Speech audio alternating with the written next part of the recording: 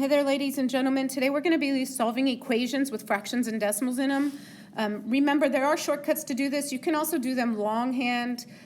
Some of you, let's look at our first example. Some of you, know that it's important to get the x terms together and the constants together, but sometimes there are easier ways to go about doing this, which means we can actually, I'm going to go ahead and show you the easy ways or the shortcuts right now. So what we want to do is find a common denominator. So I'm going to write that up here, or let's say least common denominator. Hopefully you know what that stands for. But once we find that least common denominator, you should be able to multiply the entire expression by that least common denominator. I see I have 3, 5, and 15. Because 3 and 5 are factors of 15, I'm going to multiply the whole thing times 15. Now, it's not 15 as a fraction, it's, 15 over 1. So when I go through and multiply, my first term will be 15x over 3. My second term will be 45 over 5. My third term will be negative 15 over 15. And then I have 15x over 15. So the good thing in here is that we can simplify now all of our fractions. If I have 15 over 3, that becomes 5x.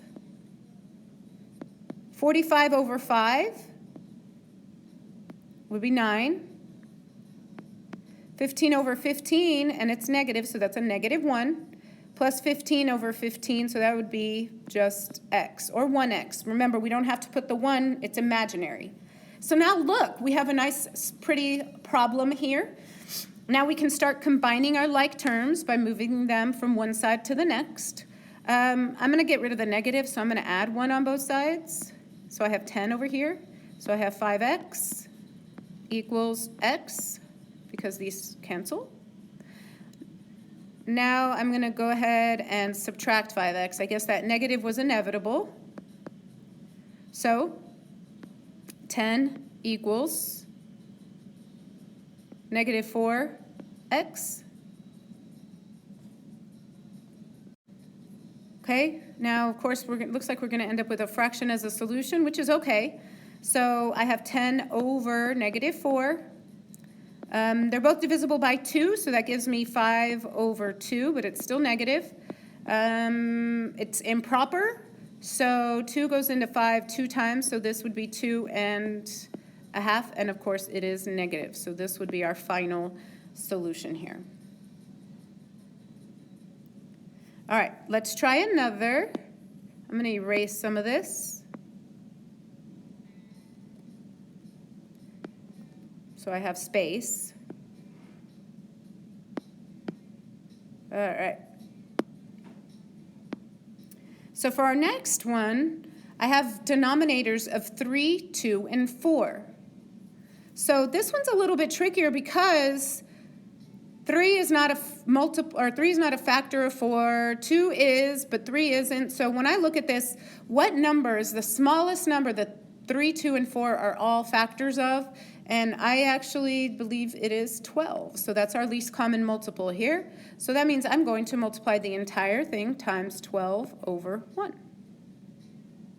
So when I do this, I end up with 12x over 3 minus 12 over 2 equals 36 over 4.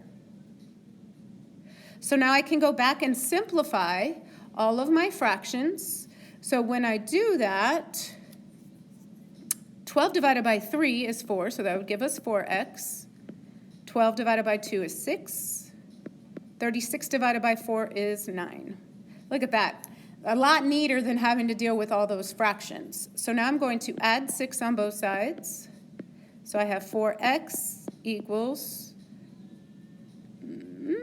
15.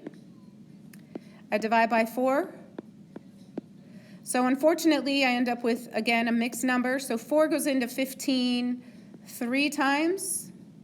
3 times 4 is 12, which means I'm left with 3/4. So this would be our final solution.